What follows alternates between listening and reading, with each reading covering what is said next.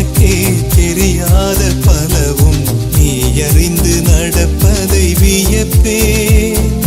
உனை ஏதும் கேட்காமல் உனதாசை அனைத்தும் நிறைவேற்ற வேண்டும் என்று தவிப்பேன்.